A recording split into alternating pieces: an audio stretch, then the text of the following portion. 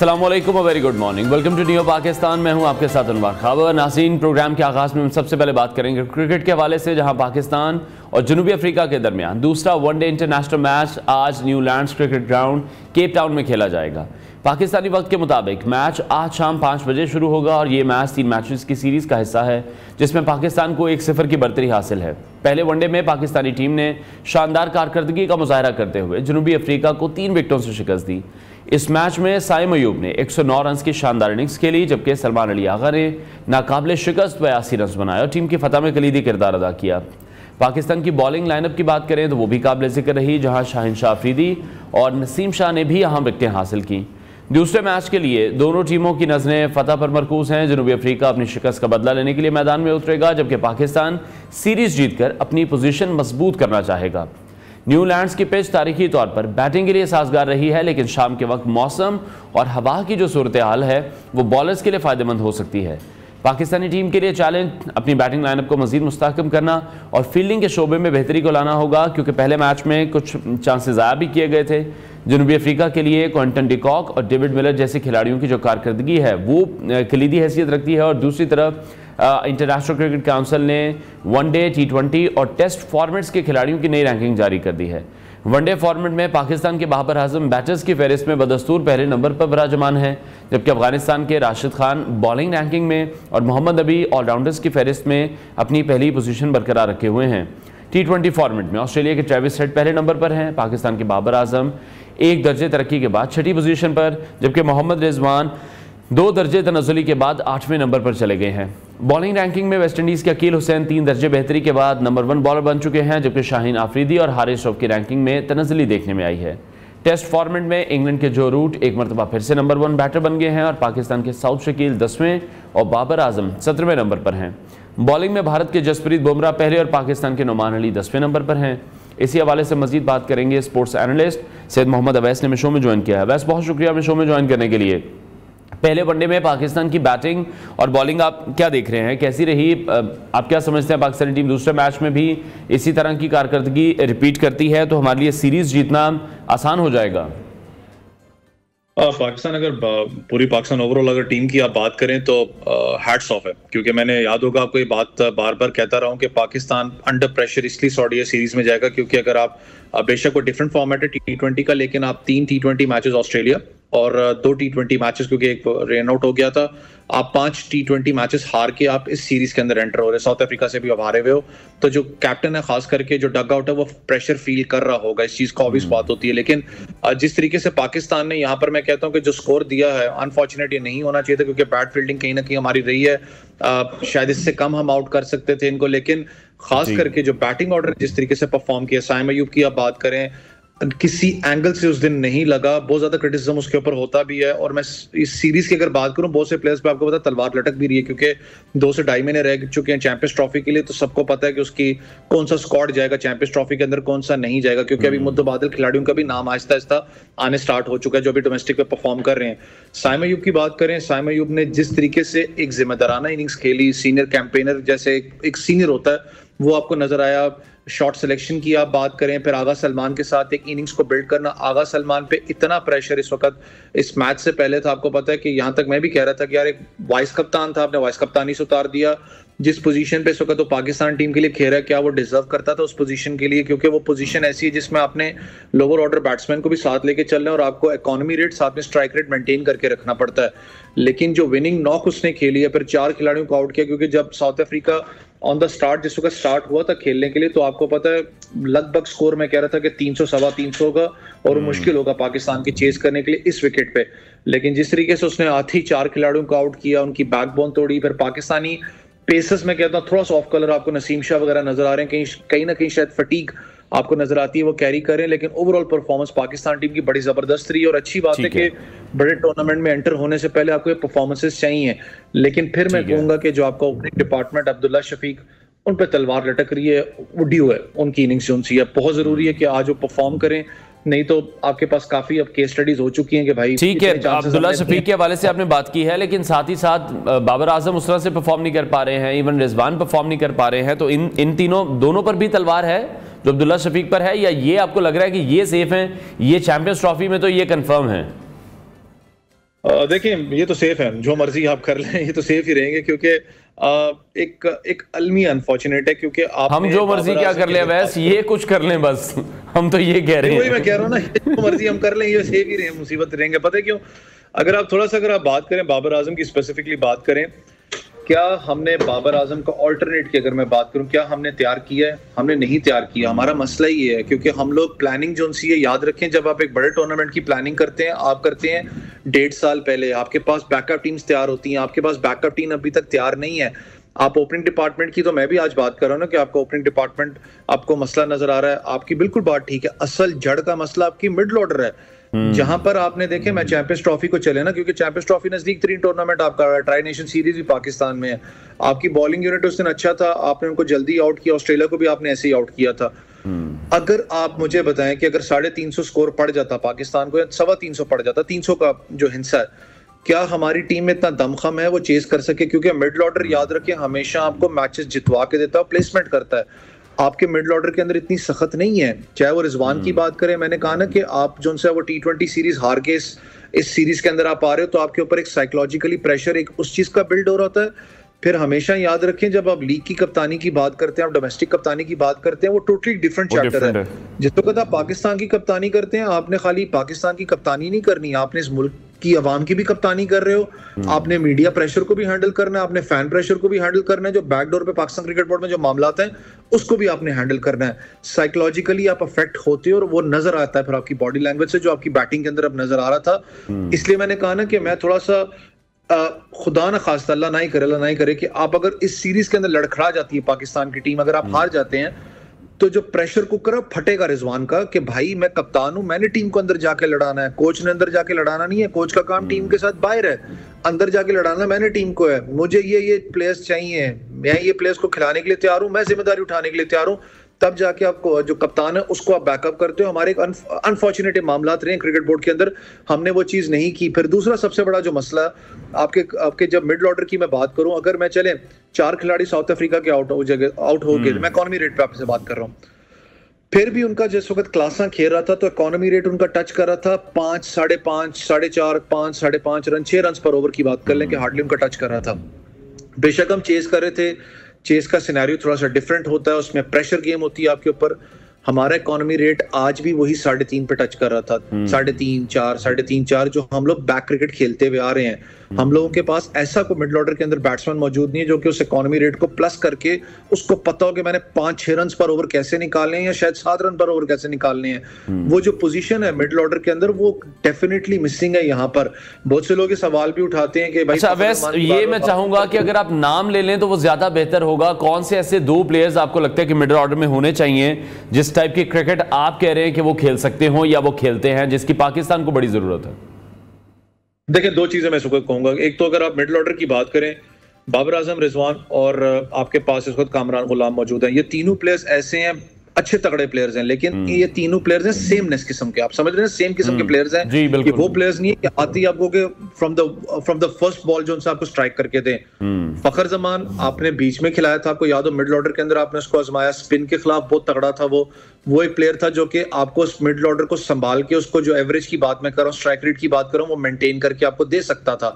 उसके बाद आपने अनफॉर्चुनेटली बहुत से लड़के आपने इस पूरे सिनेरियो के अंदर आप आजमा चुके हैं। अब आपको पता है कि एक और जो सबसे बड़ा हमारा एक अलमिया होता है ना, जब हम बात करते हैं, जब भी बड़ा टूर्नामेंट आता है, इसलिए मैंने कहा ना 1 साल डेढ़ पहले आप तैयारी करते हैं किसी भी चीज को रिप्लेस करने की।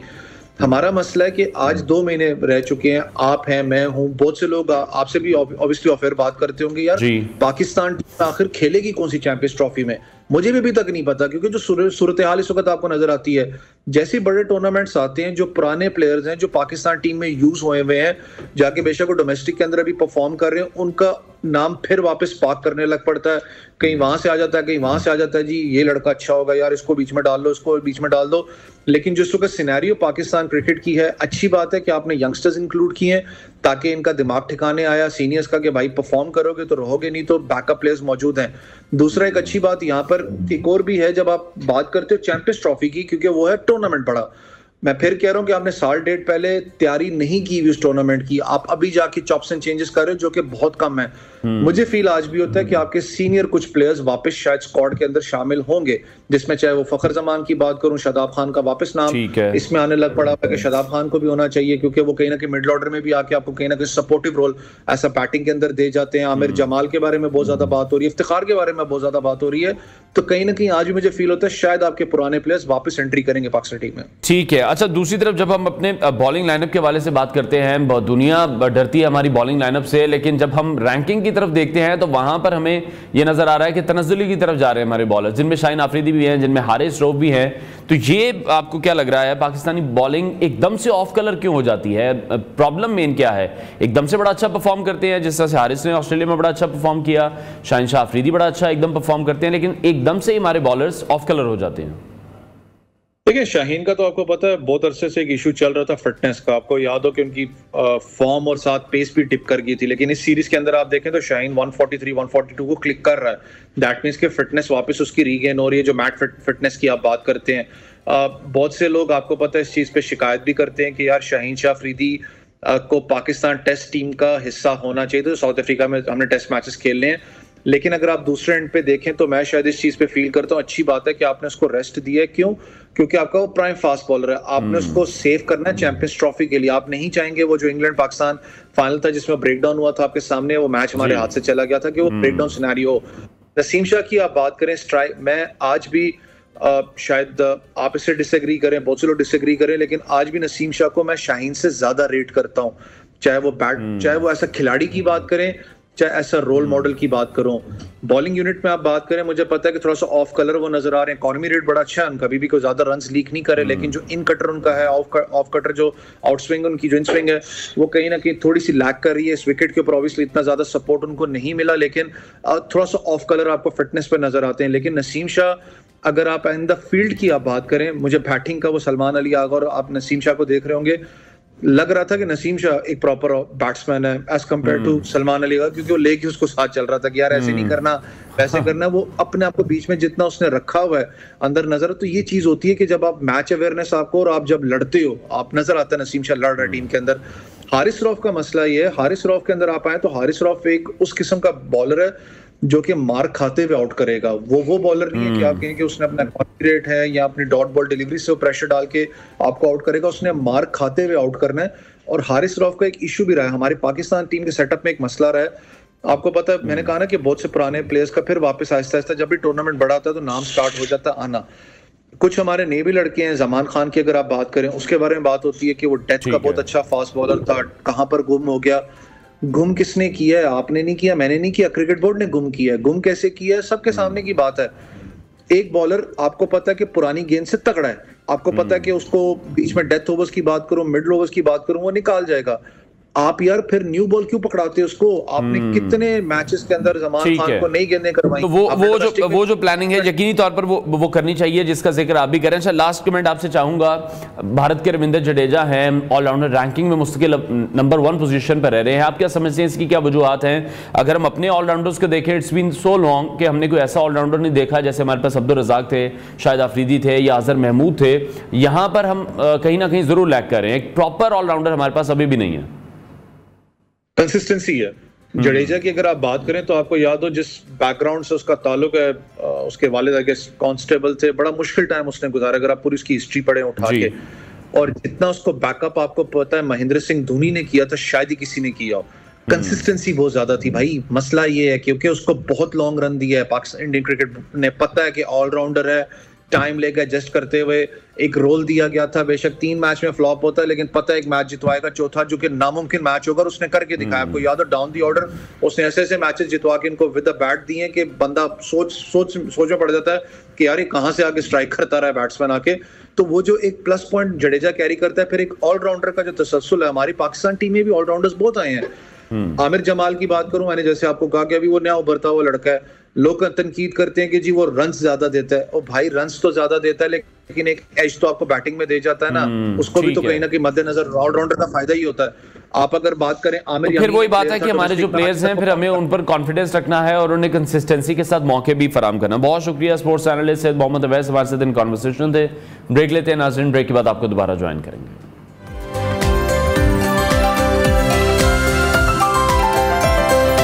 Welcome back to New Pakistan. नाज़रीन, दुनिया भर में मौसमियाती तब्दीलियाँ और उनके असरात एक संगीन मसला बन चुके हैं, जिसके नतीजे में खुराक की किल्लत के खदशात ने दुनिया के मुख्तलिफ ममालिक को ज़राअत में जिद्दत के नए रास्ते तलाश करने पर मजबूर कर दिया है। बढ़ती हुई आबादी और कम होते वसाइल के इस चैलेंज से निपटने के लिए जदीद टेक्नोलॉजीज़ और तरीके अख्तियार करना ये वक्त की अहम ज़रूरत बन चुका है। पाकिस्तान जो ज़राअत पर इन्हिसार करने वाला मुल्क है, अब भी रवायती काश्तकारी के तरीकों पर बहुत ज़्यादा इन्हिसार करता है। लेकिन खुशाइन बात यह है कि हमारे मुल्क में भी जदीद टेक्नोलॉजीज़ पर तहकीक और तजर्बात का सिलसिला शुरू हो चुका है और इसी का एक शानदार नमूना खैबर पख्तूनख्वा के इलाके सवात में देखने को मिला है, जिसके मनाजिर आप हमारी स्क्रीन पर भी देख रहे हैं। ज़राई तहकीकाती मरकज़ सवात ने एयरोपोनिक्स टेक्नोलॉजी के ज़रिए मिट्टी और हवा के बगैर पौधे उगाने का एक कामयाब तजर्बा किया है। ये एक इनकलाबी कदम है जो न सिर्फ मौसमियाती तब्दीलियों के असरात कम करने में मददगार साबित होगा, बल्कि आवाम के लिए एक पायदार और कम खर्च हल भी फराहम करेगा। कभी हमने सोचा है कि अगर मिट्टी ना हो तो पौधे कैसे उग सकते हैं? ये सवाल शायद ख्वाब जैसा लगे, लेकिन सवात के ज़राई तहकीकाती मरकज़ ने इसे हकीकत में बदल दिया है। जदीद एरोपोनिक्स टेक्नोलॉजी के ज़रिए उन्होंने ऐसा हैरत अंगेज़ निज़ाम मुतारिफ करवाया जिसमें पौधों की जड़ें हवा में मौलिक रहती हैं और ग़िज़ाई अज्जा के स्प्रे से परवान चढ़ती हैं। ये टेक्नोलॉजी न सिर्फ पानी के ज़या को कम करती है, बल्कि माहौलियाती आलूदगी से पाक, सेहत बख्श और जायकेदार सब्जियां उगाने का एक बेहतरीन तरीका है। आप अपनी छत पर, बैल्कनी में या फिर राहदारी में भी इस निज़ाम को इस्तेमाल कर सकते हैं। गोभी, बैंगन, पालक, हरा धनिया, अदरक, यहाँ तक के ज़ाफ़रान जैसे कीमती पौधे भी बगैर मिट्टी के उगाए जा सकते हैं, और वो भी कम खर्च पर। डॉक्टर रोशन अली और उनकी टीम का एक कामयाब तजर्बा हमारे लिए एक बड़ी उम्मीद है, जो इस बात का सबूत है कि पाकिस्तान जदीद ज़राअत की दौड़ में पीछे नहीं है। आज हमारे किसान और अवाम दोनों इस टेक्नोलॉजी से फ़ायदा उठा सकते हैं, तो इस ज़राअती इनकलाब का हिस्सा बनना चाहिए और मिलकर एक पायदार मुस्तकबिल की तरफ हमें बढ़ना चाहिए। यकीनी तौर पर बड़ी ज़बरदस्त ये इनोवेशन है जिस पर काम भी किया जा रहा है और मुसलसल रिसर्च भी की जा रही है। ब्रेक लेते हैं, ब्रेक के बाद आपको दोबारा ज्वाइन करेंगे।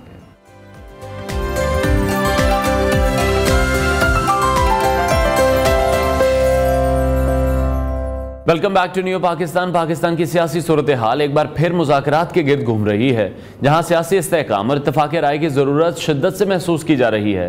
पाकिस्तान तहरीक इंसाफ के चेयरमैन ने सिविल नाफरमानी की तहरीक मौखर करने का ऐलान करते हुए हुकूमत से मुज़ाकरात की तरफ कदम बढ़ाया है, लेकिन वफाकी वज़रा और दीगर हुकूमती अहदेदारों का मौक़िफ़ है कि संजीदा मुज़ाकरात के लिए तहरीक इंसाफ को पहले दाखिली यकसुई और वाज़ेह हिकमत अमली अपनाना होगी।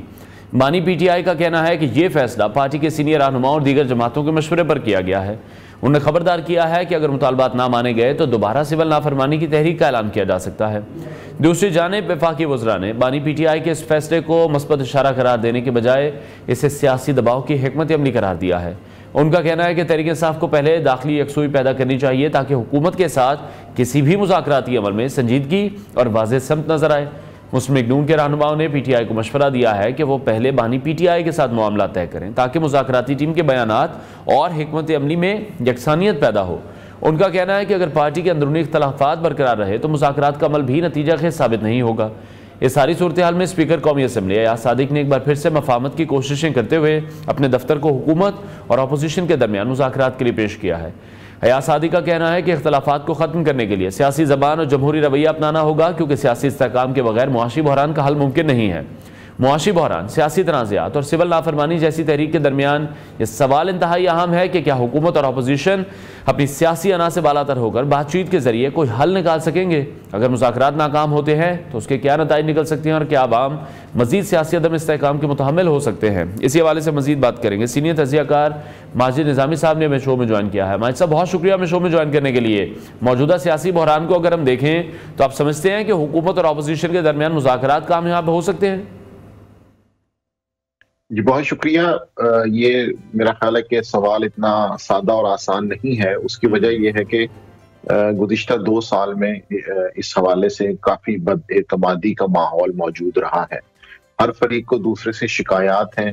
तो इसलिए इस पूरे माहौल के अंदर जब हम स्पीकर की जानिब से एक इनिशिएटिव देखते हैं तो वो एक बड़ा मुस्बत अमल लगता है और उसको देखते हुए ये कहा जा सकता है कि उनका जो बैकग्राउंड है, उनका जो असर और रसूख है, उसके बुनियाद पे ये दावा किया जा सकता है कि अब अगर कोई मामलात शुरू होते हैं तो वो कम से कम संजीदा कोशिश जरूर हो सकती है। उसकी वजह यह है कि हमने देखा कि गुज़िश्ता 2-3 माह में अगस्त में इमरान खान साहब ने एक जलसा मुलतवी किया। उस वक्त भी उनके राब्ते हुए हुकूमत से, रियासत से, इस्टेब्लिशमेंट से, और उसके बाद जब हम देखते हैं कि 26 नवंबर की कॉल का वो रिजल्ट इमरान खान हासिल नहीं कर पाए जिसकी वो तवक्को कर रहे थे, और हुकूमती रद्द-ए-अमल भी सामने आया, तो उसके बाद से उन्हें ये महसूस हो चुका है कि इस वक्त जलाओ घेराव या एहतजाजी तहरीकों के जरिए वो हुकूमत को दबाव में तो ला सकते हैं, लेकिन अपने मुतालबात मनवाने के लिए ये एक ऐसा रास्ता नहीं है कि जिसके ऊपर इत्तफाक किया जाए। तो इसलिए फिर उन्होंने इसके साथ एक मुज़ाकरात का चैनल भी ओपन किया है। और जैसा कि हम जानते हैं कि पाकिस्तानी सियासत में पेश मंजर में कुछ और हो रहा होता है और पस मंजर में जो चीजें हैं वो बड़ी मुख्तलिफ होती हैं। तो इस वजह से ये दावा किया जा सकता है कि इस मर्तबा हुकूमत और अपोजिशन की जानिब से जो मामलात सामने आ रहे हैं उनकी बुनियाद पे ये कहना आसान होगा कि दोनों एक संजीदा कोशिश की तरफ जाते नजर आ रहे हैं। ठीक है, लेकिन माई साहब, जिस तरह से बानी पीटीआई की तरफ से सिविल नाफरमानी तहरीक को मौखर करने का फैसला किया गया, आपको लगता है कि मुज़ाकरात के लिए ये हकीकी दिलचस्पी का इशारा है या फिर एक बार फिर से महज हिकमत अमली का हिस्सा ही है उनकी? जी, ये तो बात दुरुस्त है कि इस वक्त इमरान खान साहब और उनकी जमात बारगेनिंग के हवाले से एक कमजोर पोजीशन पे है, और चूंकि हमने देखा कि नवंबर के एहतजाज का वो नतीजा नहीं निकल सका जिसकी वो तवक्को कर रहे थे, तो उसके बाद उन्होंने अपने कारकुनान को मुतहर्रिक करने के लिए या पार्टी को एक्टिव करने के लिए एक स्लोगन तो दिया सिविल नाफरमानी का, लेकिन ये नारा बहुत बड़ा है और प्रैक्टिकली इसके इम्प्लीकेशंस भी हैं, लेकिन क्या ये कामयाब हो सकता है या नहीं? नवंबर के एहतजाज के बाद कारकुनान में जो मायूसी आई उसको देख के लग रहा था कि शायद बानी इमरान खान की ये तहरीक कामयाब ना हो। इस बुनियाद पर पार्टी ने अंदरूनी तौर पे ये फैसला किया कि इसको सामने रखते हुए, हुकूमत पर दबाव बनाते हुए इसको कन्वर्ट कर दिया जाए मुज़ाकरात पर, ताकि हमारी तरफ से सिविल नाफरमानी की तहरीक को मौखर करना, बेशक उसकी अंदरूनी वजूहात हैं, लेकिन इसके बावजूद वो कॉन्फिडेंस बिल्डिंग मेजर्स में उसे काउंट किया जाए और इसके जरिए हम हुकूमत के जरिए कोई ना कोई रास्ता निकाल सकते हैं। ठीक है, लेकिन अच्छा, दूसरी तरफ हम देख रहे हैं कि मुस्लिम लीग नून के बहुत से ऐसे रहनुमा हैं जो पाकिस्तान तहरीक इंसाफ को मशवरे तो यही दे रहे हैं कि आपके जो अंदरूनी मामलात हैं पहले आप उसको तय कर लीजिए, बानी पीटीआई से आप फाइनल जवाब ले लीजिए कि वो मुज़ाकरात किस तरह से करना चाहते हैं, फिर मुज़ाकरात को शुरू किया जाए। क्योंकि ख्वाजा आसिफ भी इस हवाले से कह चुके हैं काफ़ी बार कि बानी पीटीआई की फिर गारंटी कौन देगा, तो हुकूमत को तो एतबार नहीं है कि वो अपने किसी भी स्टांस पर खड़े रहेंगे। बार बार ये कहा जाता है कि बानी पीटीआई फिर बार बार यू टर्न ले लेते हैं, ये मुस्लिम लीग नून के रहनुमा कह रहे हैं। जी, उनकी तरफ से ये खदशा बिल्कुल दुरुस्त है। उसकी वजह यह है कि बैकग्राउंड में और माजी में जो होने वाली चीजें हैं वो इस चीज की तस्दीक करती हैं। हमने देखा कि तहरीक अदम एतमाद के बाद एक ऐसा मरहला आया कि जब इलेक्शंस कॉल होने थे, असम्बलियां टूट जानी थी, लेकिन उस वक्त भी मामला काफी आगे जाकर फिर वो तातुल का शिकार हो गया। तो ये बात दुरुस्त है कि तहरीक इंसाफ में जो फाइनल अथॉरिटी है वो इमरान खान ही है, लेकिन मैं समझता हूँ कि अब नवंबर के एहतजाज के बाद कहीं ना कहीं उन्हें ये अंदाजा हो चुका है कि वो जलसे जुलूस और एहतजाजी तहरीक की बुनियाद पे अपने मुतालबात नहीं मनवा सकते। और हमने ये देखा है कि अगस्त में भी उन्होंने इस्टेब्लिशमेंट के साथ या हुकूमत के साथ ताउन करते हुए अपने जलसे को मुलतवी करने का ऐलान भी किया था। तो इन सारी चीजों को सामने रखें तो पता चलता है कि इमरान खान इस वक्त मुज़ाकरात के टेबल पर आने के लिए रजामंद नजर आते हैं, क्योंकि उनके जो बाकी ऑप्शंस हैं वो फिलहाल उन्हें कामयाब होते नजर नहीं आ रहे। तो इस वजह से मैं समझता हूँ कि अगर इस दफा मुज़ाकरात की तरफ जाया जाता है, कोई टाइमलाइन तय होती है, कुछ बुनियादी इक़दाम किए जाते हैं कि जिससे एतमाद बहाल हो, उसमें बहरहाल इमरान खान की रजामंदी शामिल होगी। ठीक है। अच्छा, सियासी अदम इस्तेहकाम की जब हम बात करते हैं तो उसी के साथ साथ मुआशी अदम इस्तेहकाम भी हमने देखा कि बहुत ज़्यादा इस मुल्क में बढ़ गया था। आपको भी क्या लग रहा है, जो सियासी क़यादत है हमारी मईशत को मज़ीद नुकसान से बचाने के लिए कौन से फौरी इक़दाम किए जा सकते हैं, और स्पेसिफिकली दोनों फरीकों को मुज़ाकरात के लिए किसी गैर जानिबदार सालिस का सहारा भी आपको लगता है कि लेना चाहिए जिससे मामला जल्दी सॉर्ट आउट हो सके, या ऐसी कोई शख्सियत आपको लगता है कि वो ज़्यादा मेन रोल अदा कर सकती है? जी, अभी तक की सियासी सूरत हाल में मुझे तो ऐसे लगता है कि बहरहाल ये सारा प्रोसेस टाइम टेकिंग ही होगा। उसकी वजह माजी की तलखियां हैं, और जितनी तलखियां ज्यादा हैं उसको देख के ये लगता है कि ये चीजें बड़ी आराम से तय होंगी। इसके अंदर रुकावटें डालने वाले भी बहुत से लोग होंगे दोनों तरफ से जो ये चाहेंगे कि ऐसा ना हो। तो इसलिए जो मुफाहमती ग्रुप्स हैं दोनों जमातों में, उनको बड़ा फूंक फूंक के कदम रखना होगा, चीजों को प्रैक्टिकली इम्प्लीमेंट करवा के आगे चलना होगा, ताकि एतमाद साझी की फिजा बहाल हो। इसी की बुनियाद पे फिर हम ये दावा कर सकते हैं कि मुआशी मैदान के अंदर हुकूमत को जो इस वक्त मुश्किलात का सामना है, तो उनकी कम से कम एक तवज्जो कम होगी। जो सियासी तौर पे वो मसरूफ है, एंगेज है, या सियासी मैदान में उन्हें मुश्किलात का सामना रहता है, तो वहां से अगर वो थोड़ा सा बेहतरी महसूस करेंगे तो बिल्कुल इन्वेस्टर के दिल में भी, आवाम के दिल में भी, हुकूमत के दिल में भी ये तासुर आएगा कि अब हालात बेहतरी की तरफ जाने हैं, तो उसका बहरहाल मुआशी इस्तेहकाम पे बिल्कुल एक मुस्बत असर होता है। और इसी की बुनियाद पे ये दावा किया जा सकता है कि ये दोनों चीजें लाज़िम व मलज़ूम हैं।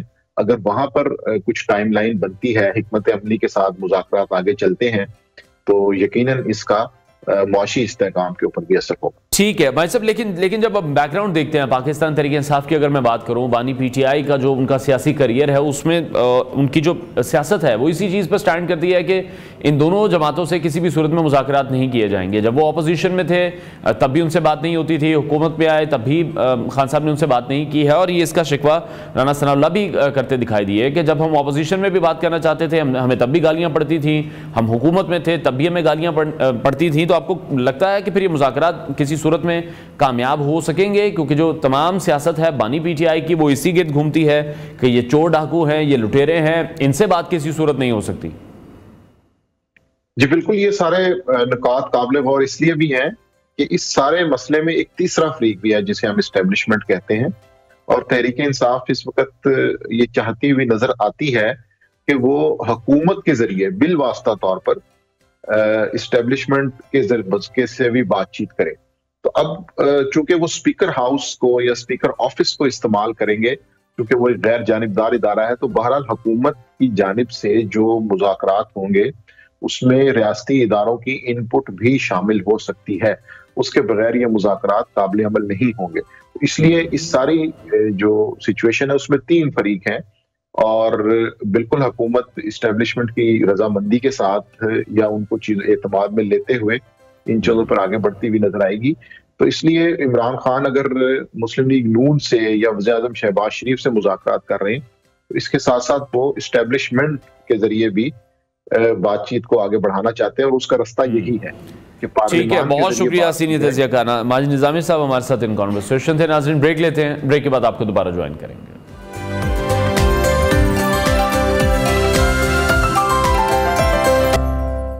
Welcome back to New Pakistan. नाज़रीन, पाकिस्तान में कुव्वत समाज से महरूम बच्चों के लिए कोक्लियर इम्प्लांट एक मौजज़ाती इलाज के तौर पर सामने आया है। ये जदीद तरीक़ाकार उन बच्चों के लिए रोशनी की किरण है जो पैदाइशी तौर पर सुनने की सलाहियत से महरूम होते हैं, मगर इस इलाज के महंगे होने की वजह से गरीब वालिदैन के लिए अपने बच्चों का इलाज करवाना एक बड़ा चैलेंज बन जाता है। ऐसे में डॉक्टर जवाद अहमद, जो पाकिस्तान में कोक्लियर इम्प्लांट के मैदान के रहनुमा तस्वुर किए जाते हैं, सैकड़ों ख़ानदानों के लिए उम्मीद की अलामत हैं। डॉक्टर जवाद अहमद ने अपनी तिब्बी ज़िंदगी में अब तक 2000 से ज़्यादा कामयाब कोक्लियर इम्प्लांट ऑपरेशन किए हैं, जो पाकिस्तान में किसी भी डॉक्टर के मुकाबले में सबसे ज़्यादा हैं। उनकी महारत, लगन और इंसानी खिदमत के जज्बे ने लातादाद बच्चों को नई ज़िंदगी दी है। ये वो बच्चे हैं जो पहले मुकम्मल खामोशी की दुनिया में कैद थे, मगर अब वो सुनने और बोलने की सलाहियत हासिल करके आम बच्चों जैसी ज़िंदगी गुजार रहे हैं। आज हमारे साथ स्टूडियो में एक ऐसा ही बच्चा मौजूद है जो पैदाइशी तौर पर कुव्वत समाज से महरूम था। वालिदैन जो एक मुतवस्सित घराने से ताल्लुक़ रखते थे और इस इलाज के लिए बेहद परेशान थे, लेकिन डॉक्टर जवाद की रहनुमाई और महारत से बच्चे का कामयाब ऑपरेशन हुआ, और आज वो बच्चा न सिर्फ सुन सकता है बल्कि स्कूल में दूसरे बच्चों के साथ तालीम भी हासिल कर रहा है। कोक्लियर इम्प्लांट के दौरान बच्चे के सर में खुसूसी डिवाइस नस्ब की जाती है जो आवाज़ को बराह रास्त दिमाग तक पहुँचाती है।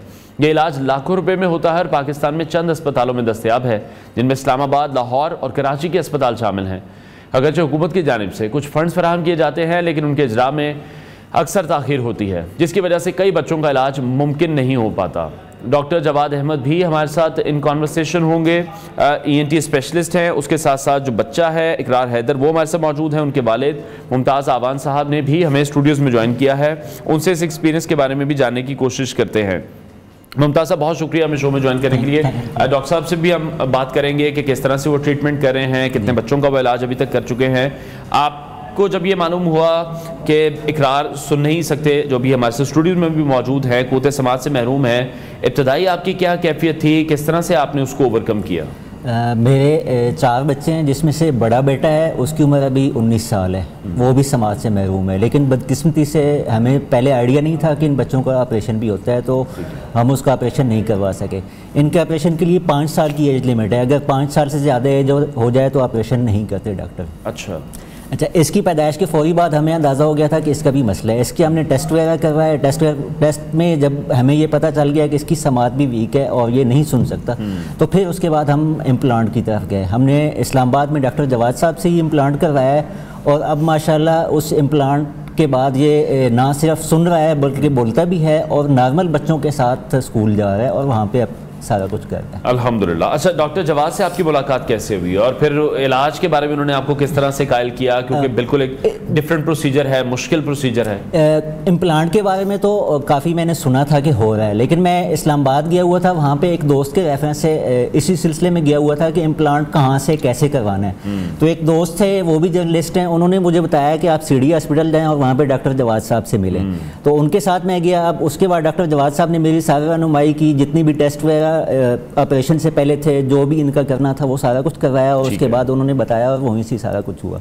ठीक है, डॉक्टर साहब ने भी हमें ज्वाइन कर लिया है, ENT specialist doctor Jawad Ahmed साहब। बहुत शुक्रिया हमें शो में ज्वाइन करने के लिए। सबसे पहले तो मुबारकबाद आपको भी, बड़ा ज़बरदस्त आप काम कर रहे हैं उन तमाम बच्चों के लिए जो कोते समाज से महरूम हैं और अब वो नॉर्मल ज़िंदगी गुजारे हैं, जिसका एक मुंह बोलता सबूत इकरार हमारे स्टूडियोज़ में मौजूद हैं। डॉक्टर साहब, कोक्लियर इम्प्लांट के शोबे में काम करने का आगाज़ आपने कब और कैसे किया, और अभी तक आप कितने बच्चों का इलाज कर चुके हैं, और ये अमल आपके लिए कैसा एक्सपीरियंस रहा है? मैं जी पिछले 10 साल से ये ऑपरेशंस कर रहा हूँ, और अभी तक मैं 1200 से ज्यादा बच्चों का ये ऑपरेशन कर चुका हूँ। 2015 में हमने ये सफर स्टार्ट किया था। उस वक्त वज़ीर आज़म नवाज शरीफ साहब ने यहाँ डोनेशन दी थी, ग्रांट से थी, उसकी बेस पे हमने यहाँ पर कोक्लियर इम्प्लांट प्रोग्राम स्टार्ट किया। तो इनिशियली हमने फिर उनके तकरीबन 200 से ज्यादा बच्चों के ऑपरेट किए, फिर ये सिलसिला चलता रहा। 2000 में यहाँ पर बाकायदा तौर पर CDA कोक्लियर इम्प्लांट सेंटर के नाम से मुल्क का पहला इब्तदाई जो इम्प्लांट सेंटर है वो यहाँ पर कायम किया गया, और अभी तक हम यहाँ पे 1000 देख चुके हैं, और अभी तक हम यहाँ पे तकरीबन 1200 से ज्यादा बच्चों को इलाज ऑपरेशन कर चुके हैं, और बहुत सारे बच्चे जिनका हमने अभी ऑपरेट करना है जो हमारे अभी फहरिस्त में शामिल है, और इंशाल्लाह अगले कुछ महीनों में हम। ठीक है। अच्छा, अभी इकरार के जो वालिद साहब हैं मुमताज साहब, वो भी हमें ये बता रहे थे, मैं चाहूँगा आप भी इसको थोड़ा सा क्लैरिफाई कीजिएगा। बहुत से लोग हमें देख रहे होंगे, सुन रहे होंगे, उनकी आगाही के लिए वालिदैन को इस हवाले से हमें क्या आगाही देनी है, क्योंकि जिस तरह से अभी मुमताज साहब ने बताया कि 5 साल की उम्र तक से पहले अगर आप ये ऑपरेट करवा लेते हैं तो ही ये सक्सेसफुल है, या तभी शायद ये काबिल अमल है, इस पर ज़रा रोशनी डालिएगा। देखिए, हमारे पास 3 तरह के लोग आते हैं जो कुव्वत समात के मसाइल से जिनको शिकार होते हैं। एक वो जो पैदाइशी तौर पे कुव्वत समात से महरूम होते हैं, जब इंसान सुनता नहीं है तो बोलता भी नहीं है, तो ये बच्चे फिर कुव्वत समात गुआई से महरूम होते हैं। इसमें बेहतरीन वक्त ऑपरेशन करने का या इलाज करने का वो 1 और 2 साल के दरमियान है। इसमें हमें 95% ज्यादा अच्छे रिजल्ट मिल जाते हैं। उसके बाद हम कहते हैं 2, फिर हम 3 से 5 साल कहते हैं। 3 से जो वक्त गुजरता जाता है नतीजा कमजोर होता जाता है। 5 साल के बाद दिमाग के अंदर वो ताकत या वो अडॉप्टेशन नहीं रहती है जो हम नतीजा दे पाते हैं। 5 साल के बाद रिजल्ट या नतीजा बहुत कमजोर आता है। तो हमारी एडवाइस ये 5 साल से पहले कराएं, और जितना जल्दी करवा सकते करें। तो हमारी वालिदैन को यही नसीहत होती है कि जब वो शुरू में महसूस करते हैं कि उनका बच्चा सुनता नहीं है, बच्चा सोया हुआ है, तो आप फौरन डॉक्टर से रजू करें। एक सिंपल सा टेस्ट है सुनाई का, वो करवा कर देख लें। अगर बच्चा कुव्वत समात के मसाइल से दरपेश है तो डॉक्टर को दिखाएं ताकि इसका फौरी तौर पे इलाज हो। ठीक है, डॉक्टर हमारे साथ ही मौजूद रहेगा। मैं चाह रहा हूँ मैं इकरार से भी थोड़ी सी बात कर लूँ, उनका एक्सपीरियंस भी उनसे पूछ लूँ। इकरार, कैसे हैं आप? ठीक ठाक हैं? ठीक है। अच्छा, तो अभी आपको क्लियरली सुनाई देता है? बिल्कुल ऐसे ही है? सही। ठीक है, और कैसा लगता है अब, क्योंकि पहले नहीं सुनाई देता था, अब कैसा लगता है? अब सही लगता है। सही लगता है? ठीक है। और अब आप स्कूल भी जा रहे हैं, पढ़ भी रहे हैं, कोई आपको प्रॉब्लम तो नहीं आती है इस डिवाइस की वजह से? नहीं। ठीक है। अच्छा मुमताज साहब, ये जो डिवाइस अभी लगी हुई है, जो अभी मैं देख रहा हूँ इकरार के कान पे, ये रिमूवेबल है? किस तरह से इसका यूजेज है, थोड़ा सा बताइए। इसके अंदर बैटरी और सेल डलते हैं। बैटरी 1 दिन निकालती है और सेल भी 1 से 2 दिन निकाल लेते हैं। अच्छा, जब हम इसको लगाते हैं तो इसके अंदर बैटरी और सेल डालते हैं, उसके बाद हम इसको यहाँ पे लगा देते हैं कान के साथ। ठीक है। अच्छा, इसके बाद ये सुनने लग जाता है। जब ये नहाने लगता है या सोने लगता है, या जब ये कहता है कि अब मेरी उतार दो, तो उस वक्त हम इसकी उतार देते हैं। जब उतार देते हैं तो फिर इसको सुनाई नहीं देता। अच्छा, एक चीज़ मैं यहाँ पे ज़रूर कहूँगा कि चूँकि पाकिस्तान में ज़्यादातर वालिदैन ऑपरेशन नहीं करवा सकते, काफ़ी महंगा ये लाखों में है। ठीक है। अच्छा, अब वालिदैन ने ऑपरेशन तो करवा लेते हैं, ऑपरेशन करवा लेने के बाद इसकी ये जो डिवाइस है महंगी है, अगर ये ख़राब हो जाए तो पाकिस्तान के अंदर इसकी रिपेयरिंग का बाकायदा प्रॉपर कोई सिस्टम नहीं है। जिस कंपनी की ये डिवाइस है वो कंपनी बैरून मुल्क की है। उस कंपनी ने यहाँ पे एजेंट बिठाए हुए हैं जो यहाँ पे वालिदैन के साथ लूट मार कर रहे हैं। अच्छा, इंडिया में अगर आप चले जाएं, वहाँ पे ऑनलाइन आप देखें, अगर इसकी एक केबल ख़राब हो जाए तो यहाँ पे उसकी कीमत हमसे 15,000 रुपये ली जाती है। इंडिया के अंदर वो सस्ती मिलती है। तो यहाँ पे वालिदैन को इस लूट मार से बचाया जाना भी ज़रूरी है। ऑपरेशन करवा लेने के बाद सबसे बड़ा मतलब जो है ना, वो डिवाइस की मेंटेनेंस भी है साथ साथ। ठीक है। अच्छा इकरार, सबसे पहले आपने क्या सुना था, क्योंकि आपकी एक वीडियो भी चल रही है हमारे इस वक्त स्क्रीन पर जिसमें आप बहुत खुश दिखाई दे रहे हैं, जब पहली बार आपने कुछ सुना तो सुनाई देती है? सुनाई दिया था। और फिर मज़ा आया था कि अब आपको आवाज़ें आ रही हैं, आपके अब्बू आपको बुला रहे हैं, आपकी अम्मी आपको बुला रही हैं? सही है। अच्छा ठीक है। डॉक्टर साहब, अभी जिस तरह से मुमताज साहब ये कह रहे हैं कि बहुत ज़्यादा एक्सपेंसिव है, मैं चाहूँगा इसकी भी थोड़ी सी डिटेल बताइएगा, कितना एक्सपेंसिव है, अगर हम परसेंटेज देखें कितना ये सेफ है, सक्सेस रेशो कितना है, वो भी शेयर कीजिएगा हमारे साथ। आज ये काफ़ी क्या कहते हैं अच्छा इलाज है। और मतलब ये जैसे मैंने आपको बताया कि अगर ये ऑपरेशन जितनी जल्दी किया जाए तो उतने अच्छे रिजल्ट्स मिलते जाते हैं।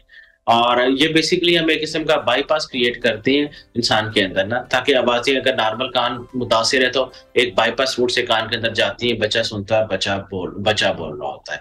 तो ये लाइफ लॉन्ग के लिए होता है, क्योंकि अभी तक जो पहला ऑपरेशन हुआ है उसके हुए भी 32-34 साल हुए हैं। तो अभी तक हम यही कह रहे हैं कि जो उस बच्चे का अभी तक कामयाब चलता जा रहा है, लोगों को कामयाब है। तो ये तो जिंदगी के लिए ये बाईपास होता है और इसी के जरिए बच्चा सुन रहा होता है। रिजल्ट कामयाब है और अच्छे नतीजे आते हैं। उसके बाद ये कि रिहेबिलिटेशन में बड़ा जरूरी होता है, रिहैब करवाएं, डिवाइस का ख्याल रखें। अगर गवर्नमेंट उनको फ्री ऑफ कॉस्ट होती है तो इसकी जितनी केयर करेंगे उतनी बच्चे के लिए भी फायदे। ठीक है। अच्छा डॉक्टर साहब, पाकिस्तान में ऐसे केसेस की तादाद में इजाफा हो रहा है, ये भी मुझे बताएगा, और अगर हो रहा है तो उसकी मुमकिन वजूहात आप क्या देख रहे हैं? कोई ऐसी स्पेसिफिक रीजन जिसको लोग अवॉइड कर सकते हो, या फिर ये हमारे बस में नहीं है? देखिए, एक्चुअली यहाँ पाकिस्तान में ये कि खानदान के अंदर शादी ये चीजें कॉमन है, तो ये नस्ल होती है जेनेटिक्स की वजह से, तो इसकी अवेयरनेस बहुत जरूरी है। और प्लस के कहते हैं, हम हमेशा कहते हैं, हम इसको कॉन्सेंजिनियस बर्थ कहते हैं, कि जो खानदानी या बायमी शादियां हैं उसके जरिए जेनेटिक्स ट्रांसफर है, तो वो हम भी उसके जरिए इसकी ट्रांसमिशन ज्यादा है। तो जो हमारे शरह पैदाइश बढ़ती जाती है तो ये बढ़ी है। तो WHO ने यहाँ पे एक सर्वे किया था, उसके मुताबिक हमारे पास 1.6 पर 1000 पॉपुलेशन, यानी हमारे पास हर में से तकरीबन एक बच्चा ऐसा है जो किसी न किसी कुव्वत गोयाई के मसाइल से दरपेश है, और उस पे से जो 20 वो मुकम्मल तौर पर कुव्वत समाज से महरूम। ठीक है। और डॉक्टर साहब, पाकिस्तान में आप फिर किस तरह से देख रहे हैं इस इलाज की जो लागत है उसको कम करने के लिए? आपको क्या लगता है कौन से रिसोर्सेज इस्तेमाल किए जा सकते हैं, क्योंकि काफी एक्सपेंसिव है, हर बंदा अफोर्ड नहीं कर सकता? एक्चुअली ये जो दुनिया में ना 2-3 कंपनीज बनाती हैं, और इसमें एक्चुअली ये जिसम के अंदर फिट किया जाता है तो इसमें बहुत से पैमाने या मेयारात होते हैं, उसको फॉलो करते हैं। तो हमारे पास जो भी इस्तेमाल किया जाता है वो यूजुअली FDA अप्रूव्ड होते हैं, जिसके बाकायदा टेस्टिंग की जाती है कि ये इंसानी जिस्म के लिए सेहतमंद है। तो हम जो भी डिवाइस करते हैं वो सेहतमंद जो इंसान के लिए मुफीद होता है वो इस्तेमाल किया जाता है। डिवाइस महंगा जरूर है, एक्चुअली डॉलर और पिछले जो क्या कहते हैं, ठीक है, की वजह से तरीके गवर्नमेंट के अल्लाह का शुक्र है कि हमारी जितनी भी हुकूमत रही है पिछले 10 साल से, उन्होंने लोगों के लिए अच्छी स्कीम्स निकाली हैं, बैतुल माल और दूसरी स्कीम्स है, उसके जरिए इनको गवर्नमेंट मुफ्त प्रोवाइड कर रही होती है। तो जो लोग ज़कात और इस डिवाइस की लाइफ के हवाले से भी हमें बताइएगा, डिवाइस की लाइफ, क्योंकि 10 साल से अगर आप कर रहे हैं, बहुत से ऐसे लोग हैं जो आपके पास वापस भी आएंगे किसी न किसी इशू को लेकर। देखें अभी तक इसको जो 1990 के बाद जाके इनको आवाम के लिए, मतलब लोगों के लिए इसको अच्छा करार दिया गया था। तो अभी तक हमारे पास जितने भी कर रहे हैं, अल्लाह का शुक्र है कि कभी ऐसा कोई प्रॉब्लम नहीं आया। जो इसका बैरूनी वाला पार्ट है वो एक्चुअली इलेक्ट्रॉनिक्स टाइप होता है, तो आप जितना भी उसकी केयर करें उतना अच्छा होता है। पास तो आप केयर नहीं करते कुछ, तो वो फिर ठीक है। डॉक्टर साहब, मुमताज साहब ये बताइएगा, अभी जिस तरह से इलाज आपने करवाया, किसी हुकूमती इदारे ने, किसी समाजी इदारे ने, किसी तरफ से कोई आपको मुआवनत मिली हो? इसमें हमें हुकूमत की तरफ से मुआवनत मिली थी, ठीक है, ऑपरेशन के लिए, क्योंकि इसका ऑपरेशन हमने करवाया था 2018 के अंदर। उस वक्त इसकी कास्ट आ रही थी 14 लाख, अब तो शायद डबल हो चुकी है, 28-29 लाख आ रही है ऑपरेशन में। उस वक्त हुकूमत ने हमारी मदद की थी, तो हमने करवा लिया था अल्हम्दुलिल्लाह। ठीक है, बहुत शुक्रिया doctor Jawad Ahmed, ENT specialist. Iqrar Haider बच्चा हमारे साथ मौजूद था, उनके वालिद मुमताज़ आवान ने हमें ज्वाइन किया था, और उम्मीद हम ये करते हैं कि डॉक्टर जवाद, उनकी टीम जो काम कर रही है बहुत ज़बरदस्त है, जिसके कमनी नमूना हमारे साथ सामने इकरार हमारे साथ शो में मौजूद थे। अच्छी ज़िंदगी वो गुजार रहे हैं, अब वो बातें आपकी सुन भी सकते हैं, अपने वालिदैन से वो बातें कर रहे हैं। और टेक्नोलॉजी इतनी ज़बरदस्त हो चुकी है पूरी दुनिया में कि इस तरह के जो काम हैं, इस तरह के जो ऑपरेट हैं, वो पाकिस्तान में भी किए जा रहे हैं। लेकिन ज़रूरत ये है कि अब इलाज की जो लागत है उसको किसी न किसी तरीके से कम करने के लिए जो इक़दाम हैं वो हुकूमत पाकिस्तान को करने चाहिए। और वालिदैन की आगाही के लिए भी बहुत ज़्यादा ज़रूरी है कि उन्हें पता हो कि अगर उनके बच्चे का गोयाई का मसला है तो फिर एक स्पेसिफिक एज है जिसके दौरान ही आपको इस इलाज के लिए डॉक्टर से रुजू करने की ज़रूरत पड़ती है। ब्रेक लेते हैं नाज़रीन, ब्रेक के बाद आपको दोबारा ज्वाइन करेंगे।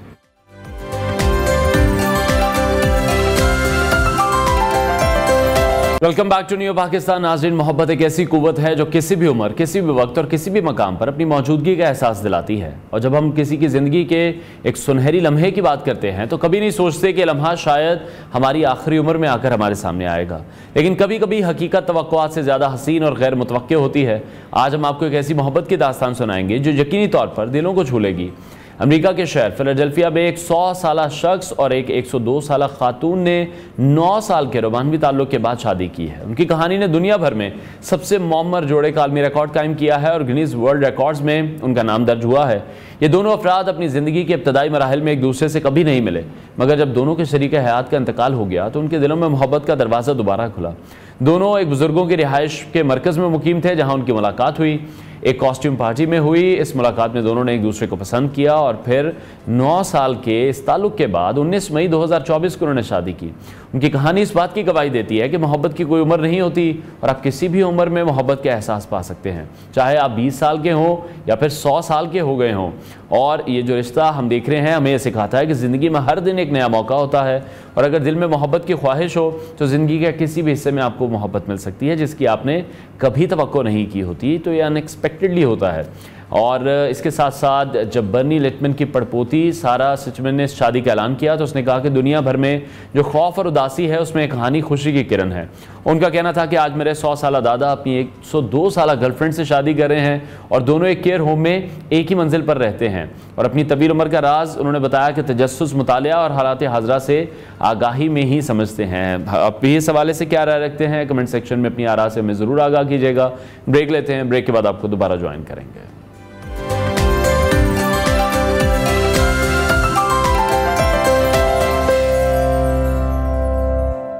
Welcome back to New Pakistan. नाज़रीन, चंद रोज़ कबल यूनानी जजीरे गादूस करीत के करीब एक दिल दहला देने वाला वाक़या पेश आया जब पनाह गुज़ीरों और तारकीन वतन को ले जाने वाली एक लकड़ी की कश्ती डूब गई।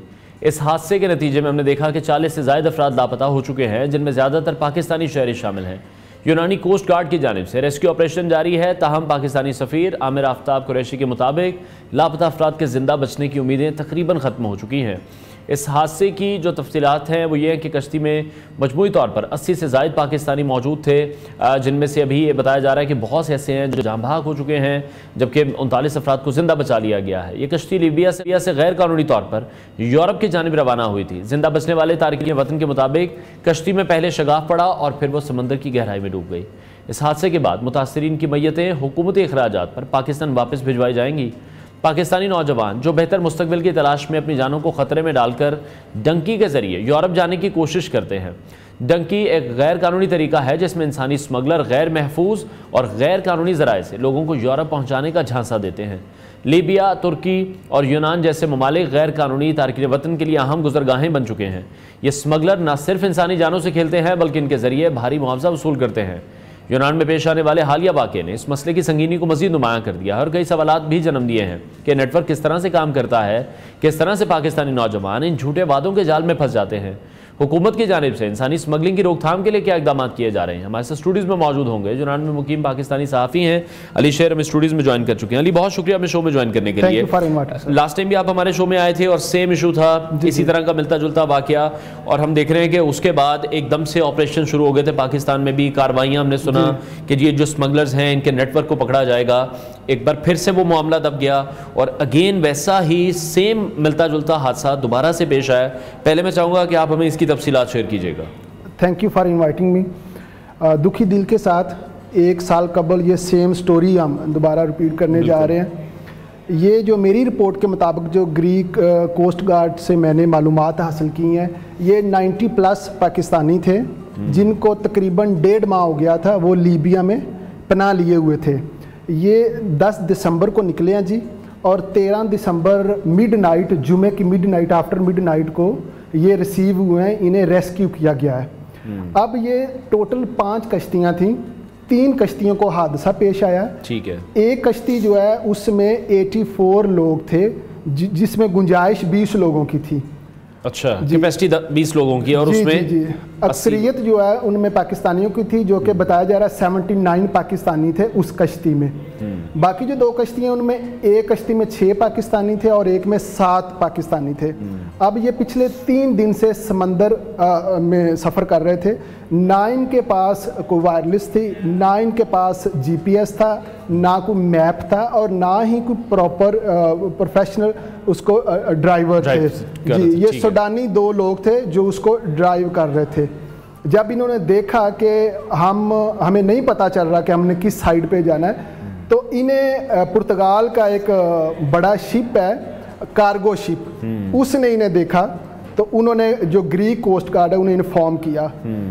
ग्रीक कोस्ट गार्ड ने उन्हें कहा कि आप इन लोगों को रेस्क्यू करें। उनकी टीमें भी आ गई। जब ये जो कार्गो शिप है, उनको वो बहुत बड़ा होता है साइज़ में, जब इन कश्तियों के वो करीब गया है, जो कि मुतासरीन है जिनसे हमारी बात हुई है, उन्होंने कहा है कि वो जब करीब आया है तो उसकी वो लहरों से कश्ती जो है वो उल्ट गई है। ठीक है। तो जितने लोगों को वो रेस्क्यू कर सके हैं उनमें 46 लोग हैं जी, जो कि एक हॉस्पिटल में है जिसकी हालत बड़ी नाजुक है, और 45 लोगों ने ग्रीक में साइलम अप्लाई किया, वो रेफ्यूजी कैंप में मौजूद है। ठीक है। 50+ पाकिस्तानी जो हैं वो जी स्टिल अभी तक लापता हैं। ये ग्रीक कोस्ट गार्ड के 72 आवर्स उन्होंने ऑपरेशन किया है। अब वो ऑपरेशन उन्होंने ख़त्म कर दिया है, और बदकिस्मती से उनका कोई पता नहीं है। और अनफॉर्चुनेटली जिस तरह लास्ट टाइम ऐसा हुआ था कि जिन लोगों का पता नहीं चल रहा था, उनका आज तक पता नहीं चल सका। बिल्कुल ठीक है। अच्छा, अभी रेस्क्यू ऑपरेशन के हवाले से भी हो गया।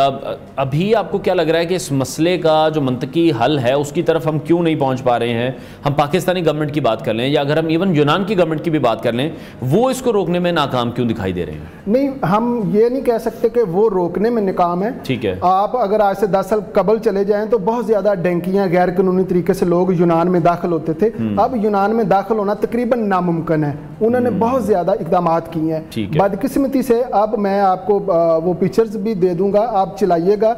10 से 13 साल की उम्र के इतने बच्चे हैं जो डूबे हैं। अब मुझे बताएं वो किस तरह फ्लाई यहाँ से करके गए हैं। ठीक है। और पिछली दफ़ा भी ये इशू था, मैंने खुद इंटरव्यू किया था रेफ्यूजी कैंप में जाके ग्रीस में, तो वो लड़के ने मुझे बताया कि ये मैं किसी और के पासपोर्ट पे ट्रैवल करके आया हूँ सियालकोट एयरपोर्ट से। तो ये हम सीरियसनेस नहीं शो कर रहे। यहाँ से छोटे छोटे बच्चे जा रहे हैं। मैं अपने गांव की बात बता देता हूँ कि जिस तरह ये लोगों को झांसा देते हैं। मेरे अपने गांव से अभी 10 से 15 लोग जो लीबिया में बैठे हुए पिछले 2 माह से, और कोई एजेंट आया, मैं उसका नाम मेंशन नहीं करूँगा, उसने आके कहा कि जी मैं आपको 7 दिन के अंदर फ्रांस जो है ना वो पहुंचा दूंगा। उसने 35 लाख रुपया लोगों से लिया जी। उसने किसी अफ्रीका के मुल्क में उन्हें बिठाया हुआ, आज 1.5 माह हो गए हैं। अब वो भी 6 दिन का सफर करके फ्रांस पहुंचेंगे। आप मुझे बताएंगे 6 दिन का सफर आप समंदर में जा रहे हैं, आपको ये नहीं पता समंदर की कंडीशन कैसी है, आपको कैसे हालात फेस करने पड़ेंगे, आपको जीपीएस का नहीं पता, नथिंग, आपके पास नॉलेज ही नहीं है प्रॉपर।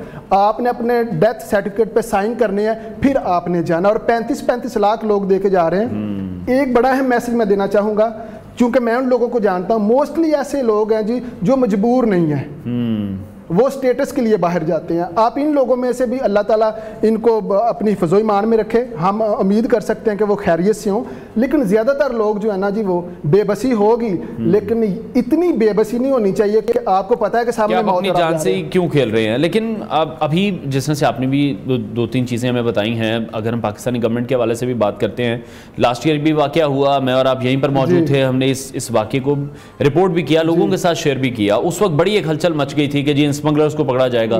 काम तो फिर वहीं का वहीं है, काम तो बिल्कुल भी रुकने में नहीं आ रहा। ये अब भी ऐसा ही होगा। बदकिस्मती से यहाँ पे चीज़ों को सीरियस नहीं लिया जाता, और इसका एक और बड़ा नेगेटिव इम्पैक्ट पड़ता है। आप चले भी जाते हैं ना वहाँ पे, तो आपको वहाँ सरवाइव करना बड़ा मुश्किल होता है, आपके मुल्क की रिस्पेक्ट नहीं होती। आप बांग्लादेश, इंडिया से लोग जो हैं वो वर्क परमिट पे जा रहे हैं, पाकिस्तानियों को वो वीज़ा नहीं दे रहे। उसकी रीज़न यही है कि हम इलीगल जा रहे हैं। और मैं चूँकि ट्रैवल करता हूँ, मैंने 33 कंट्रीज़ में विजिट किया, और मेरे चैनल का पर्पज़ सिर्फ यही है, जो लोग मुझे जानते हैं पंजाब यूरो टीवी से, सिर्फ जो माइग्रेट लोग करके इलीगल जाते हैं मैं उनकी स्टोरीज को हाईलाइट करता हूँ। मुझे हर एयरपोर्ट पे वो देखते हैं कि पाकिस्तानी पासपोर्ट, आप साइड पे हो जाए, बड़ी इंसल्ट फील होती है। हालांकि मेरा रिकॉर्ड नजर आ रहा है कि ये बंदा ट्रैवल कर रहा है, और पिछले 3-4 साल से इसका पासपोर्ट पे कोई पेज खाली नहीं है जिस पर स्टैंप ना हुई हो, इसके बावजूद हमें उस चीज का सामना करना। उसकी रीजन सिर्फ ये है कि जो इलीगल लोग है। ठीक, अच्छा एक और चीज है, जैसे फर्स्ट जो डेस्टिनेशन है यहाँ से जिन लोगों ने यूरोप जाना है वो लीबिया है, if I am not wrong. जी वो लीबिया भी है और वो ग्रीस भी है। ठीक है। अच्छा, जब इन दो ममालिक में कोई भी यहाँ से ट्रैवल कर रहा है तो उसको प्रॉपर छानबीन करके वीज़ा क्यों नहीं दिया जा रहा कि वो किस पर्पज़ के लिए जा रहा है? लीबिया में अगर जा रहा है तो पढ़ाई के लिए जा रहा है, वहाँ पर किसी यूनिवर्सिटी कॉलेज में उसका कोई एडमिशन हुआ हुआ है, ये प्रॉपर डॉक्यूमेंटेशन नहीं हो रही है कि लोग किस बिहाफ पे वहाँ जा रहे हैं? ज़ाहिर बात है, एक तो ये जो लोग वाया ग्रीस जाते हैं ना, वो टर्की या मकदोनिया या और ममालिक से जाते हैं। ग्रीस तो वीज़ा नहीं देता। अच्छा, ये जो लीबिया से हैं, अब सबको पता है कि लीबिया में क्या फ्यूचर है, वहाँ पे पाकिस्तानी जा रहे हैं, एक जंगज़दा मुल्क है, हालात ख़राब है, तो सबको पता है कि ये लोग किस मकसद क्यों जा रहे हैं, उसके बावजूद भी ये सब हो रहा है। तो इस पर आपको क्या लगता है, इस पर काम क्यों नहीं किया जा रहा? ये जी बदकिस्मती जहां हमारे अदारों की है, सबसे ज़्यादा रिस्पॉन्सिबल वो बंदा खुद है जो ये फैसला ले रहा है, शऊर होने के बावजूद, सोशल मीडिया पे चर्चा होने के बावजूद, और आए दिन ये तो वो चीज़ें जो रिपोर्ट हो रही हैं। मैं आपको बताऊं कि मैं वहाँ पे रहता हूँ, मेरा काम ही यही है, ऐसी हज़ारों कश्तियाँ छोटी छोटी जो रिपोर्ट ही नहीं होती, ये वो है जो रिपोर्ट हो रही है, और 4 दिन इस पे हाईलाइट्स और सारा कुछ होगा, उसके बाद खामोशी हो जाएगी, और नेक्स्ट ईयर बदकिस्मती से हम फिर यहीं बैठ के इंटरव्यू कर रहे होंगे। ठीक है। अच्छा, ये धमकी के वाले मामले की हम बात कर रहे हैं, इतने ज़्यादा पैसे लोग खर्च कर देते हैं, पाकिस्तान में काम करने को वो प्रेफर नहीं करते हैं। कुछ आप लोग कह रहे हैं कि स्टेटस के चक्कर में जा रहे हैं। पाकिस्तानी तारकीन वतन जो हैं उनकी ज़िंदगी कैसी है, ये मेरा ख्याल है लोगों को बताना बहुत ज़्यादा इंपॉर्टेंट है, कि जो इस तरह से जा रहे हैं कि क्या उनके जो लाइफस्टाइल है, क्या लाइफस्टाइल होता है, और यहाँ पर जिस काम को करने में हम ज़रा हिचकिचाहट महसूस करते हैं या हमारी इज्जत वो गवारा नहीं करती है, वहाँ वो तमाम काम हम करते हैं बड़े आराम से। बिल्कुल ठीक है, आपने बड़ा अच्छा क्वेश्चन किया। देखें, जो बंदा इलीगल, आप किसी के घर में बगैर इजाज़त दाखिल होंगे तो वो आपको वेलकम नहीं करेगा। तो जब हम किसी के घर में बगैर वीज़े के दाखिल होंगे तो वो कभी भी वेलकम नहीं करेगा। वहाँ आप दूसरे नहीं, तीसरे चौथे दर्जे के शहरी होंगे। अगर आप में इज़्ज़त नफ्स है तो आपको कदम कदम पे एहसास कमतरी का शिकार होंगे कि मैं कहाँ हूँ, लेकिन फिर आपके पास कोई हल नहीं बचता। आपने वहाँ सर्वाइव करना है, जो आपको मिले आपको करना पड़ता है, लेकिन वो सर्वाइव करना इतना ईजी नहीं है। 10-10 साल लोगों को हो गए, वो वापस नहीं आ सकते, उनके पास डॉक्यूमेंटेशन नहीं है। अगर वो पकड़े जाते हैं, हर मुल्क का अब अलहदा रूल है। मैं ग्रीस की अगर बात करूँ तो 18 माह आपको जेल में रहना पड़ता है। ये अब उन पे डिपेंड करता है कि वो 18 माह के बाद आपको पाकिस्तान डिपोर्ट करें या वहां रहने की इजाजत दें। ठीक है, आपने जब तक वहां रहना है, आपके अंदर एक खौफ रहना है कि मैं बाहर जाऊंगा मुझे पुलिस पकड़ लेगी, आप आजादाना तौर पे घूम नहीं सकते। ठीक और जब आप पाकिस्तान आएंगे तो आपका रिकॉर्ड भी खराब होगा कि आप यहाँ से इलीगल गैर कानूनी तरीके से डिपोर्ट होकर आप वापस आए हैं, यहाँ पर भी फिर यहाँ भी मुस्तकिल आपका चला गया, बाहर भी चला गया, तो ये एक बहुत बड़ा रिस्क है। जहाँ ये जान का रिस्क है वहाँ आपके मुस्तकिल का भी रिस्क है। ठीक है, अभी आपको क्या लगता है पाकिस्तानी हुकूमत यूनान जैसे ममालिक में गैर मुकीम जो ये कानूनी तारकीन वतन है, इनके मसाइल को हल करने के लिए क्या कुछ इनिशिएटिव लिया गया है, कुछ स्टेप लिया गया है इस हवाले से? जहाँ तक जी मैं समझता हूँ अभी भी हम सीरियस नहीं है। अगर एक बंदा यहाँ से हमारे एयरपोर्ट से फ्लाई करके जा रहा है तो आप देख लें कि कितनी सीरियसनेस है। अगर तो एक बंदा डंकी लगा के जा रहा है ना, वो बॉर्डर क्रॉस कर रहा है, एक और चीज़ है, वहाँ भी हमारी सिक्योरिटी का इशू है। लेकिन अगर एक बंदा फ्लाई करके लीबिया जा रहा है वो तो बहुत ज़्यादा, तो वो तो बहुत बड़ी लापरवाही है। ठीक तो है, ये तो अदारों को सोचना चाहिए इसको। लेकिन ये जो नेटवर्क है, आपको लगता है कि ये ब्रेनस्टॉर्मिंग भी की जाती है लोगों की? बहुत से ऐसे लोग हैं जो फिर ख्वाब भी आपको दिखा कर लेके जाते हैं कि यहाँ से तो वहाँ पहुँचना कोई मसला ही नहीं है, और बहुत से लोग अपने सिर्फ रिश्तेदारों की बेस पर वहाँ चले जाते हैं कि आज से 10 साल पहले हमारा ये रिश्तेदार गया था तो आज भी हमारे लिए जाना उतना ही आसान होगा। अब आज लॉज भी चेंज हो चुके हैं, आज लोगों ने, डिफरेंट ममालिक ने सख्तियां भी कर दी हैं। हाँ जी बिल्कुल ठीक है। मैं आपको दोबारा अपने गांव की तरफ ले चलता हूँ। एक बंदा जब चला गया था ना गांव से, वो जो बंदा अब 15 लोगों को लेके गया है, एक बंदा चला गया था, दूसरे बंदों ने ये इंतजार नहीं किया कि यार इसने जो कमिटमेंट की थी कि 15 दिन के अंदर मैं आपको फ्रांस लेके जाऊंगा, वो बंदा पहले पहुंच तो जाए। एक बंदे को उसने अफ्रीका के किसी ममालिक में पहुंचाया और बाकी पेमेंट भी उसने ले ली। ठीक है, तो सारा गाँव ये इंतजार कर रहा था वो साहब कब आएंगे, तो हम भी 35-35 लाख दे, किसी ने जमीन बेची, किसी ने अपना माल मवेशी बेचा। ये सूरत हाल है कि हम बाहर जाने के लिए इतना तड़प रहे हैं और कोई बंदा आके जो भी चूरन आपको बेच दे, आप उसी वक्त खरीदने के लिए तैयार हैं और आप इवन का वेट भी नहीं करते।